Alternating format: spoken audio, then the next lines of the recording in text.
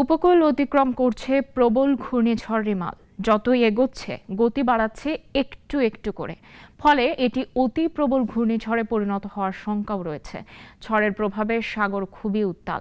মোংলা ও পায়রা বন্দর সহ 9 জেলায় চলছে 10 নম্বর মহাবিপদ সংকেত। আর চট্টগ্রাম কক্সবাজার সমুদ্র বন্দর 9 নম্বর মহাবিপদ সংকেতের আওতায়। সাইফুল শাহের রিপোর্ট। প্রবল বেগে উপকূল অতিক্রম করছে ঘূর্ণিঝড় রেমাল। সাগর পাড়ের জেলাগুলোতে এর প্রভাবে বইছে ঝোড়ো হাওয়া ও বৃষ্টি।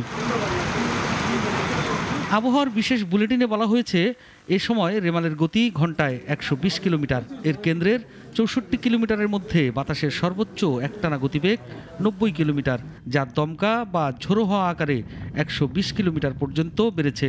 লিমিটেড যে 120ই হবে এরকম না, 115 হতে পারে। তবে এই প্রবল ঘূর্ণিঝড়ের গতিবেগ 120 পর্যন্তই হওয়ার সম্ভাবনা। আবহাওয়া অফিস জানিয়েছে, প্রবল ঘূর্ণিঝড় রিমাল সন্ধ্যা 7টা থেকে রাত 12টার মধ্যে উপকূল অতিক্রম করবে। প্রবল ঘূর্ণিঝড়টির কেন্দ্রে অতিক্রমের পর এর নিম্নভাগ অতিক্রম অব্যাহত থাকবে।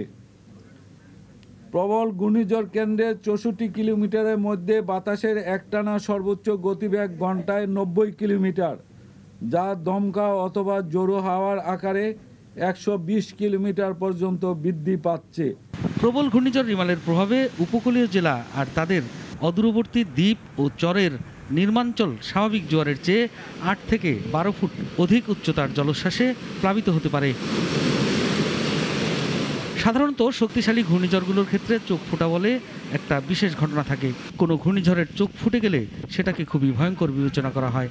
আবহাওয়াবিদদের ধারণা, ঘূর্ণিঝড় রিমাল চোখ তৈরি করতে পারে। তেমন কিছু হলে এই ঘূর্ণিঝড় ভয়ঙ্কর রূপ নেবে শঙ্কা তাদের। সাইফুল শাহিন, নাগরিক, ঢাকা। ওয়ালটন ফ্রিজ কিনে অনেকের মতো আপনিও হয়ে যেতে পারেন মিলেনিয়াল। সেরা পণ্যের সেরা অফার।